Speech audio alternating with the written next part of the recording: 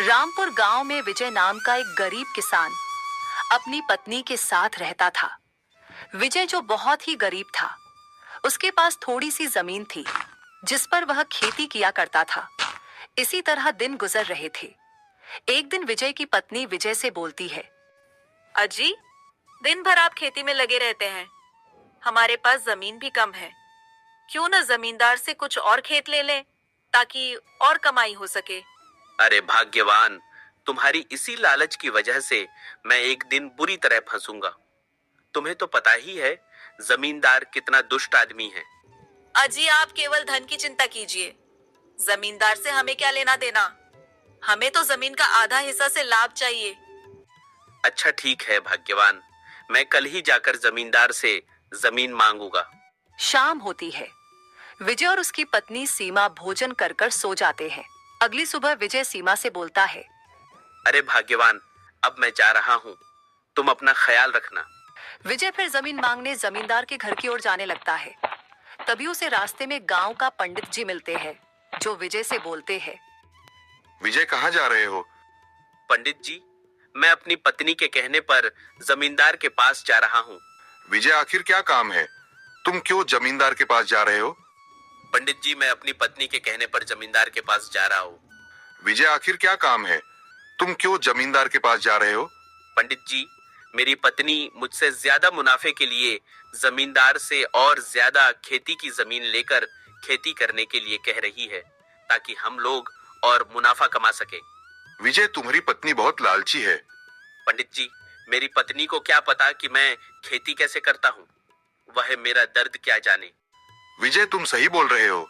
तुम्हारा दर्द तुम्हारी पत्नी क्या जाने। पंडित जी, अब मैं जा रहा हूँ, मुझे वापस घर भी आना है। विजय, चलो ठीक है, तुम जाओ। विजय फिर आगे बढ़ता है और वह जमींदार के घर पहुंचता है। जमींदार जी, मेरा नाम विजय है। मैं आपकी कुछ थोड़ी सी जमीन पर खेती करता हूँ। मुझे और भी जमीन चाहिए खेती करने के लिए। विजय, मैं तुम्हें जमीन एक शर्त पर दूंगा। तुम्हें मेरा एक काम करना होगा। जमींदार जी, क्या काम बोलिए, मैं आपका कोई भी काम कर दूंगा। विजय, दूसरे गांव में मेरा दोस्त है। तुम्हें उसे एक हीरो की भरी पोटली उसे देना होगा। मैं तुम पर बहुत भरोसा करता हूँ, इसीलिए मैं तुम्हें यह काम दे रहा हूँ। जमींदार जी, ठीक है, मैं कल ही आपका काम कर दूंगा। जमींदार फिर हीरो की भरी पोटली विजय को देता है। विजय फिर वापस अपने घर आता है और अपनी पत्नी से पूरी बात बताता है। क्या जमींदार जी ने जमीन देने की बात कही? भाग्यवान, जमींदार जी हमें जमीन खेती करने के लिए दे रहे हैं, मगर उसके बदले मुझे उनका काम करना होगा। यह हीरे से भरी पोटली मुझे उनके बगल के मित्र को पहुंचानी है, तभी वह मुझे खेती करने के लिए जमीन देंगे। ठीक है, अब आप सो जाइए। आपको कल सुबह ही जमींदार के मित्र के घर जाना है। अगली सुबह विजय हीरो की भरी पोटली लेकर जमींदार के मित्र हरिया के घर जाने लगता है। विजय, जो बहुत ज्यादा दूरी तय करके जमींदार के घर पहुंचता है। जमींदार का मित्र हरिया विजय का इंतजार कर रहा था। हरिया जमींदार जी, मैं आपका हीरो से भरी पोटली लाया हूँ, जो जमींदार जी ने दिए हैं। विजय, मुझे सब पता है, उन्होंने तुम्हारे बारे में बताई है। तुम बहुत ईमानदार आदमी हो। तुम्हारे जैसा ईमानदार आदमी ढूंढने पर भी नहीं मिलेगा। यह लीजिए अपना हीरो की भरी पोटली। ठीक है विजय, लाओ दो। विजय किसान जो हीरो की भरी पोटली हरिया को देता है। हरिया जमींदार जी, अब मैं चलता हूँ, मुझे अभी जमींदार के पास भी जानी है। उनसे खेती करने के लिए जमीन भी तो लेनी है। विजय, अच्छा ठीक है, अब तुम जाओ। विजय फिर शाम होते होते जमींदार के घर आता है और जमींदार से बोलता है, जमींदार जी, मैं आपका कहे मुताबिक हीरो की भरी पोटली आपके मित्र के पास पहुंचा आया हूँ। विजय, बहुत अच्छा। मैं अपना कहा हुआ वादा पूरा करता हूँ। मैं तुम्हें 2 एकड़ जमीन दे रहा हूँ, जिस पर तुम खेती करना। सुबह होती है। अगली सुबह विजय अपनी पत्नी से बोलता है, अरे भाग्यवान, तुम्हें पता है जमींदार जी हमें 2 एकड़ जमीन दिए हैं खेती करने के लिए। अजी, क्या सचमुच जमींदार जी आपको खेती करने के लिए जमीन दे दिए हैं? जमींदार जी हमें जो खेत दिए हैं खेती करने के लिए, हम उसमें क्या खेती करें? अजी, मैं तो कह रही हूँ आप उसमें बैंगन की खेती करिए। बाजार में बैंगन की सब्जी की बहुत भाव है। ठीक है, भाग्यवान, मैं बाजार से बैगन के पौधे लाकर लगा दूंगा। विजय फिर बाजार से बैंगन के पौधे खरीदने निकल जाता है। वह अपने बाजार के सब्जी मंडी में जाता है, जहां बैंगन के पौधे बिक रहे थे। अरे विजय भाई, बहुत दिन बाद सब्जी मंडी में दिख रहे हो, कहो कैसे आना हुआ? अरे मंगरू भाई, मैं जमींदार से कुछ जमीन लेकर उसमें बैगन के पौधे लगाने वाला हूँ, इसीलिए मैं सब्जी मंडी में बैगन के पौधे खरीदने आया हूँ। विजय भाई, मैं अभी तुम्हें बैंगन का पौधे देता हूँ। विजय का मित्र मंगरू फिर विजय को बैंगन के पौधे देता है, जिसे लेकर विजय अपने घर आता है। विजय फिर अगली सुबह खेतों में बैंगनों के पौधे लगा देता है। इसी तरह दिन गुजर रहे थे। कुछ ही महीनों बाद विजय की बैंगन की फसल तैयार हो जाती है। अरे सुनती हो भाग्यवान, हमारे खेत में बैंगन की फसल हो चुकी है। मैं जा रहा हूँ सभी बैंगनों को सब्जी मंडी में बेचने। अजी आप ठीक बोल रहे हैं जी। आप जाइए और सभी बैंगनों को सब्जी मंडी में बेच आइए। विजय फिर अपना ठेला लेकर बैंगन की फसल को तोड़ने के लिए निकल जाता है। वह सभी बैंगनों को तोड़कर उसे ठेले पर रखकर सब्जी मंडी में बेचने लगता है। अरे विजय भाई, जरा मुझे 1 किलो बैंगन देना। अभी देता हूँ। विजय फिर 1 किलो बैंगन तौलकर उस औरत को देता है। शाम होते होते विजय अपना सारे बैंगन बेचकर अपने घर आता है। अरे भाग्यवान, मैं सभी बैंगनों को बेच दिया हूँ। मैं कल ही जमींदार को फसल का आधा पैसा दे आऊंगा। अगली सुबह विजय जमींदार के घर पहुंचता है और फसल का आधा हिस्से का मुनाफा जमींदार को देता है। सेठ जी, यह लीजिए फसल का आधा हिस्से का मुनाफा। बैंगन की फसल बोया था, जिसमें खूब मुनाफा हुआ है। विजय फिर वापस अपने घर आता है और अपनी पत्नी के साथ इसी तरह खेती कर कर खुशी खुशी रहने लगता है। अगर आपको यह कहानी अच्छी लगी तो वीडियो को लाइक और चैनल को सब्सक्राइब जरूर करें।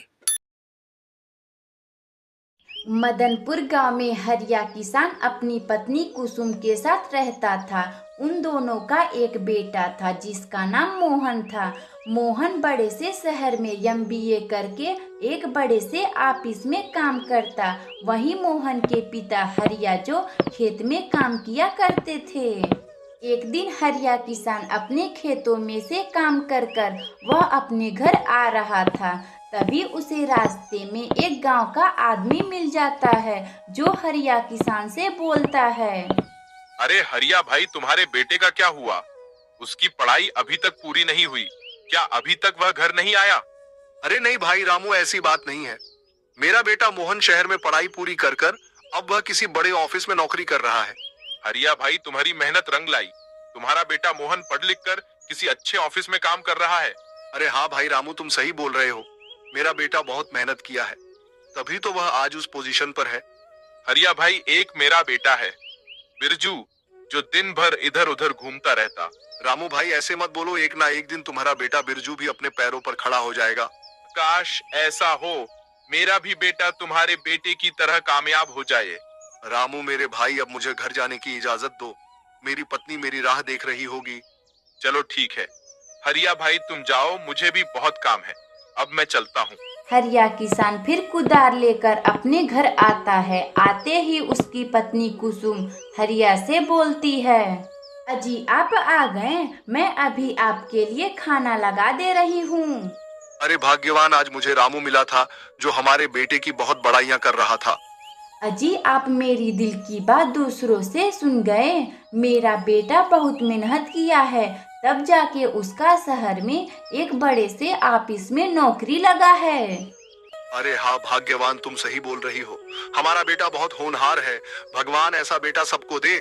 इसी तरह दिन गुजर रहे थे। एक दिन मोहन के ऑफिस में किसी कारण उसकी कंपनी बंद हो जाती है।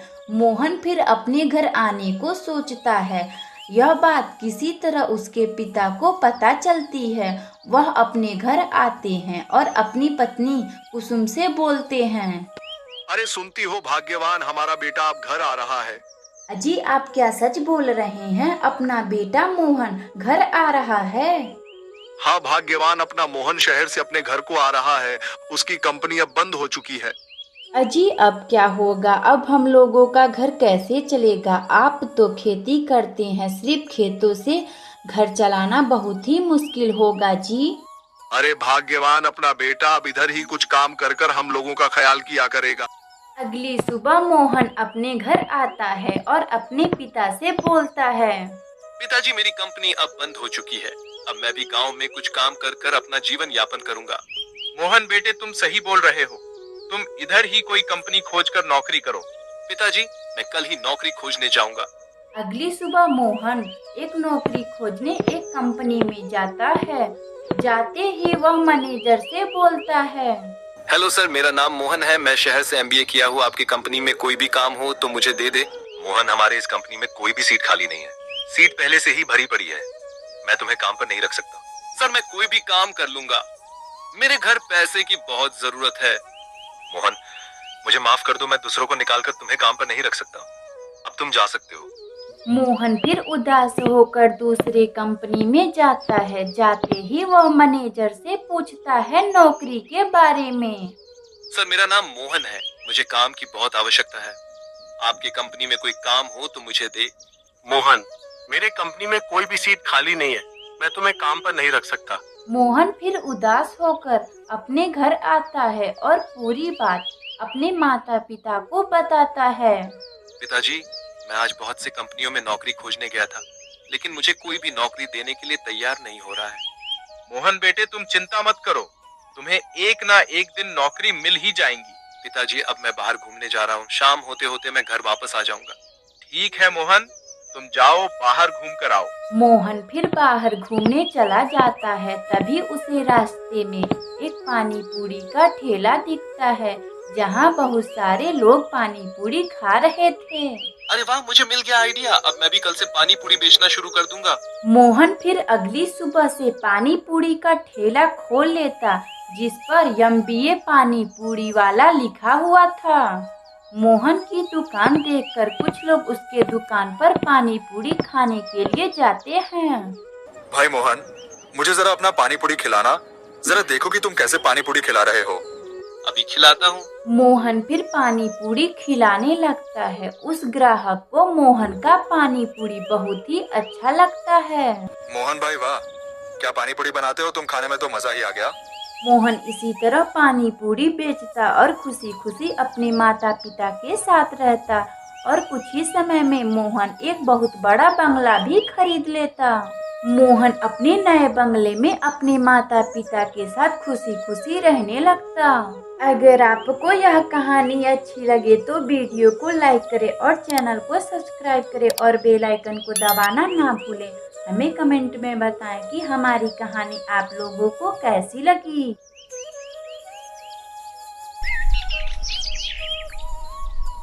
रत्नापुर गांव में एक ईमानदार सेठ रहता था, जिसका नाम सुखिया था। उसके घर पर एक नौकर काम किया करता था, जिसका नाम हरिया था। सुखिया सेठ खाने पीने का बड़ा शौकीन था। वह तरह तरह का व्यंजन खाया करता था। अरे ओ हरिया, चलो आज हम बाहर घूमने चलते हैं। ठीक है मालिक, चलिए हम चलते हैं। सुखिया सेठ अपने नौकर के साथ बाहर घूमने चला जाता है। तभी उन्हें रास्ते में एक गांव का नागरिक मिलता है, जो सेठ सुखिया से बोलता है। सेठ जी, आज मेरे घर में दावत है। मैं चाहता हूँ कि आप चलिए मेरे घर दावत खाने। अरे हाँ हाँ, क्यों नहीं, मैं अभी चलता हूँ। सेठ सुखिया फिर उस आदमी के घर दावत खाने चला जाता है, जो बहुत से भोजन बनवाया हुआ था। सेठ जी, अब आप खाना शुरू कीजिए और खाकर बताइए कि ये कैसा बना है। अरे हाँ, क्यों नहीं, मैं अभी खाकर बताता हूँ। सेठ सुखिया खाने का निवाला अपने पेट में डालता है। उसे दावत का खाना बहुत ही अच्छा लगता है। भाई वाह, दावत खाने में तो मजा ही आ गया। अरे वाह, क्या दावत है, इसे खाने में तो मजा ही आ गया। सेठ सुखिया दावत खाकर चला जाता है और अपने घर आकर अपने नौकर से बोलता है। हरिया वाह, उस आदमी के घर का दावत खाने में तो मजा ही आ गया। सेठ जी, क्या सचमुच आपको दावत अच्छा लगा? अरे हाँ हरिया, मुझे दावत बहुत अच्छा लगा। काश कभी ऐसा दावत मुझे फिर मिले खाने को। हरिया फिर सेठ के घर से काम कर कर अपने घर आता है। अपनी पत्नी से बोलता है। अरे सुनती हो, एक बात बोलूं? अजी क्या बात है, जो भी बोलना है बोलिए, इसमें पूछने की क्या बात है। सेठ जी को दावत खाना बहुत अच्छा लगता है, क्यों ना हम उन्हें दावत पर बुलाए? अजी आप सही बोल रहे हैं, हमें सेठ जी को दावत पर बुलाना चाहिए। उनके वजह से हम लोगों का घर चलता है। अगली सुबह हरिया काम करने सेठ के घर जाता है और उनसे बोलता है, सेठ जी, मेरी पत्नी बहुत अच्छा खाना बनाती है, आप मेरे घर शाम को दावत पर आइए। अच्छा ठीक है हरिया, मैं जरूर आऊंगा। शाम होती है। शाम को सेठ सुखिया दावत खाने अपने नौकर के घर जाते हैं। हरिया खाने में बहुत ही अच्छा अच्छा पकवान बनवाया हुआ था। सेठ जी खाना शुरू कीजिए, यह सभी भोजन मेरी पत्नी ने बनाया है। सेठ सुखिया अपने नौकर के घर भोजन करने लगता है। उसे उसकी पत्नी की बनाई हुई भोजन बहुत ही अच्छा लगता है। हरिया, क्या स्वादिष्ट भोजन बनाती है तुम्हारी पत्नी, इसे खाने में बहुत अच्छा लगा। अरे इसके सामने तो बड़े बड़े होटल भी फेल है। हरिया की पत्नी, मैं तुमसे एक बात बोलूं? सेठ जी हाँ बोलिए, कैसी बात बोलना चाह रहे हैं आप? हरिया की पत्नी, मैं चाहता हूँ कि तुम मेरे घर खाना बनाओ, जिसकी सुगंध से मैं ज्यादा भोजन कर पाऊंगा। सेठ जी हाँ क्यों नहीं, मैं खाना बनाने के लिए तैयार हूँ। मैं कल से खाना बनाने के लिए आया करूँगी। अगली सुबह से हरिया की पत्नी गौरी सेठ सुखिया के घर खाना बनाने जाया करती है। हरिया की पत्नी रसोई घर में खाना बनाती और सेठ सुखिया उसी रसोई घर में खाया करता। गौरी जो भी खाना बनाती वह उसे अपने घर लेकर आती, जिसे वह दोनों पति पत्नी खाया करते। अरे भाग्यवान सेठ जी को तुम्हारी बनाई हुई भोजन कैसा लगा? अजी मेरा बनाया हुआ भोजन का सुगंध सेठ को बहुत ही अच्छा लगा, वह अंगुलियां ही चाटते रह गए। तो क्या सचमुच सेठ जी तुम्हारे बनाए हुए भोजन की सुगंध से सेठ जी ने भोजन किया? अजी हाँ सेठ जी, मेरे बनाए हुए भोजन की सुगंध से उन्होंने अपना भोजन किया। इसी तरह दिन गुजर रहे थे। हरिया की पत्नी गौरी प्रतिदिन सुखिया सेठ के घर खाना बनाने जाती और सेठ सुखिया जो गौरी की बनाई हुई भोजन की सुगंध से सेठ सुखिया अपना भोजन किया करता था। एक दिन की बात है, गौरी के मन में लालच आ जाती है। वह अपने पति हरिया से बोलती है, अजी हम लोग सेठ जी को खाने का सुगंध से भोजन करवाते हैं, उन्हें जरूर हमें कुछ भेंट के तौर पर देना चाहिए। भाग्यवान सेठ जी हमें खाने को तो भोजन दिया करते हैं, अब वह क्या दे सकते हैं? अजी आप सेठ जी के घर जाइए और उनसे पैसे मांग कर ले आइए। अरे भाग्यवान कैसे पैसे, मैं तो उनके घर कोई काम भी नहीं करता, केवल उनके साथ इधर उधर घुमा करता। अजी मुझे कुछ नहीं सुनना, आप जाइए और सेठ जी से पैसे मांग कर ले आइए। हरिया फिर सुखिया सेठ के यहाँ पैसे मांगने जाता है। हरिया क्या बात है, तुम जो इतने सुबह सुबह मेरे घर आ गए, बोलो क्या बात है? सेठ जी मेरी पत्नी मुझे बोली है आप जाइए और सेठ जी से भोजन के सुगंध का पैसा मांग कर लाइए। अरे ऐसी बात है, तुम रुको, मैं अभी आता हूँ। सेठ सुखिया इतना बोलकर अपने कमरे में जाता है और सिक्के की रखी धनराशि को खनखनाहट की आवाज में निकालता है। हरिया को सिक्के की खनखनाहट सुनकर वह सोचता है, लगता है सेठ जी ज्यादा सिक्के देंगे, इसीलिए ज्यादा आवाज आ रही है। सेठ सुखिया फिर अपने कमरे में से बाहर आता है। हरिया सेठ की हाथों में सिक्के ना देखकर वह सेठ जी से बोलता है, सेठ जी आपके हाथों में तो एक भी सिक्के नहीं है, आपके कमरे में से तो बहुत आवाज आ रही थी। हरिया तुम शायद समझे नहीं सिक्कों की खनखनाहट से। मुझे तो कुछ भी समझ नहीं आ रहा, आप क्या कहना चाहते हैं? हरिया कैसे सिक्के, मैं तो तुम्हारा भोजन नहीं खाता हूँ, मैं तो केवल उसका स्वाद लेता हूँ। भोजन तो वह तुम दोनों खाते हो, इसीलिए मैं तुम्हें सिक्के की खनखनाहट सुनाया हूँ। हरिया को सेठ जी की बात समझ आ जाती है। वह अपने घर आ जाता है। आते ही उसकी पत्नी, अजी क्या हुआ, आपको सेठ जी ने पैसे नहीं दिया? अरे नहीं भाग्यवान, उन्होंने कहा है कि वह तो केवल भोजन का सुगंध लेते हैं, भोजन तो हम सब करते हैं, इसीलिए वह हमें पैसे नहीं दिए हैं। हरिया की पत्नी को समझ आ जाता है और वह अब बिना पैसों के सेठ सुखिया के घर खाना बनाया जाया करती थी। अगर आपको यह कहानी अच्छी लगी तो हमारे वीडियो को लाइक करें और चैनल को सब्सक्राइब करें।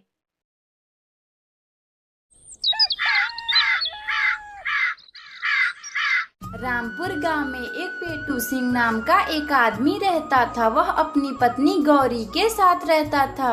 पेटू सिंह कुछ भी कामकाज नहीं जानता था। वह सिर्फ घर पर बैठकर खाता रहता।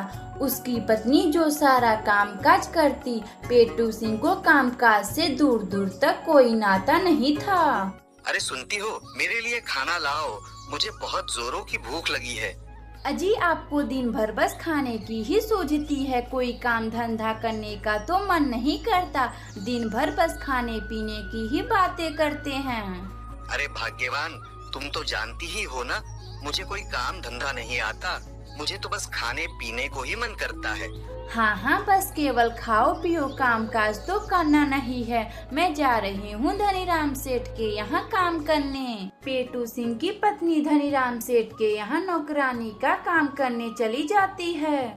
गौरी को घर से बाहर जाने के बाद कुछ ही समय में पेटू सिंह घूमने के लिए बाहर निकलता है। तभी उसे रास्ते में हरिया नाम का एक आदमी दिखता है जो उसका पड़ोसी था। हरिया, मुझे भी अपने साथ ले चलो। तुम कहाँ जाओगे? तुम तो कोई काम धाम नहीं जानते। हरिया, मेरी पत्नी मुझसे बोलती है कि तुम कोई काम धाम नहीं करते, बस केवल खाते रहते हो। चलो ठीक है, तुम इतना बोल रहे हो तो मैं तुम्हें काम पर ले चलता हूँ, मगर वह तुम काम नहीं कर पाओगे। हरिया, तुम चिंता मत करो, मैं कोई भी काम कर लूंगा। हरिया फिर पेटू सिंह को लेकर अपने दोस्त के पास जाता है जो घर घर जाकर चोरियां किया करता था। सरदार, यह मेरा दोस्त है, इसे भी वही काम करना है जो हम लोग करते हैं।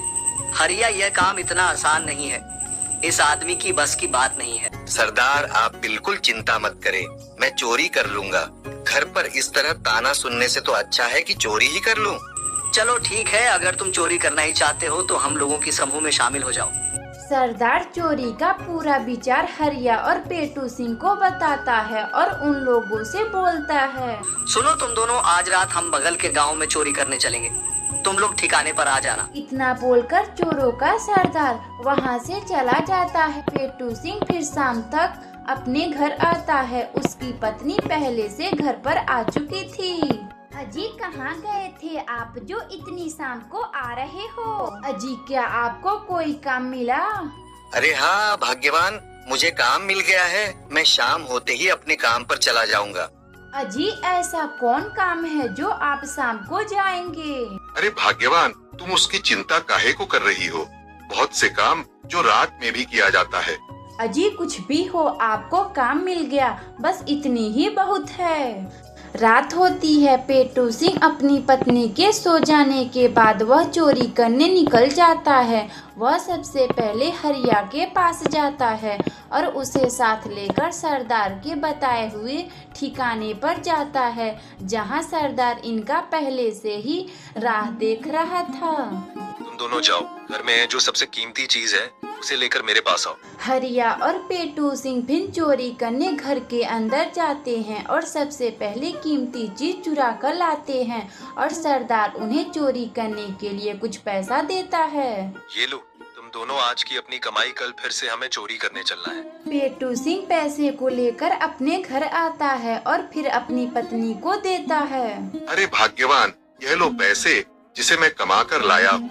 तुम कहती थी कि मैं कोई काम नहीं करता, अब मैं हर रोज काम पर जाया करूँगा। अजी आप इतने पैसे कहाँ से लाए हो? अरे भाग्यवान, तुम उसकी चिंता मत करो। पेटू सिंह अपनी पत्नी को अपने बारे में कुछ नहीं बताता। जब भी उसकी पत्नी पूछती तो वह कोई ना कोई बहाना बनाकर टाल देता था। अरे भाग्यवान, मैं आज फिर काम पर जा रहा हूँ, तुम अपना ख्याल रखना, मैं काम कर कर सुबह होते ही घर आ जाऊंगा।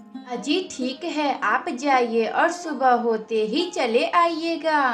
इधर पेटू सिंह चोरी करने निकल जाता है, उधर गौरी को अपने पति पर शक होने लगता है।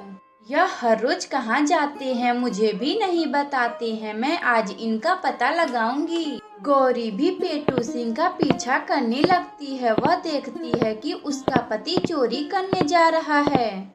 आ गए तुम दोनों, चलो अब हम चोरी करने भीष्मा के घर चलते हैं। पेटू सिंह अन्य साथियों के साथ जाता है और चोरी करने भीष्मा के घर में चला जाता है। पेटू सिंह चोरी करने घर के अंदर जाता है। यह सब होता हुआ उसकी पत्नी देख रही थी। अच्छा, यह इतने सारे पैसे चोरी कर कर लाते हैं, आने दो, आज इनकी अच्छे से खबर लूंगी। इतना बोलकर उसकी पत्नी चली जाती है। वह घर पर अपने पति का इंतजार कर रही थी। पेटू सिंह चोरी कर कर अपने घर आता है और उसकी पत्नी उससे बोलती है, अजी आप कहाँ गए थे? मैंने आज आपको देख लिया, आप चोरी करने गए थे। अरे भाग्यवान, तुम्हें कैसे पता चला कि मैं चोरी करने जाता हूँ? अजी मैं आपके पीछे पीछे आज गई थी। मैंने देखा कि आप चोरी करने भीष्मा के घर में गए थे। अजी आप चोरियां मत कीजिए, हम लोग इतने में ही खुश हैं। मैं आपको अब कभी भी भला बुरा नहीं कहूँगी। अरे भाग्यवान, ठीक है, तुम इतना ही बोल रही हो तो मैं अब नहीं जाऊंगा चोरी करने। उस दिन से पेटू सिंह चोरी करने नहीं जाता है। दोनों पति पत्नी इसी तरह खुशी खुशी रहने लगते हैं। प्यारे दोस्तों, अगर आपको यह कहानी अच्छी लगे तो वीडियो को लाइक करें और चैनल को सब्सक्राइब करें और बेल आइकन को दबाना ना भूलें। हमें कमेंट बॉक्स में बताएं कि हमारी कहानी आप लोगों को कैसी लगी।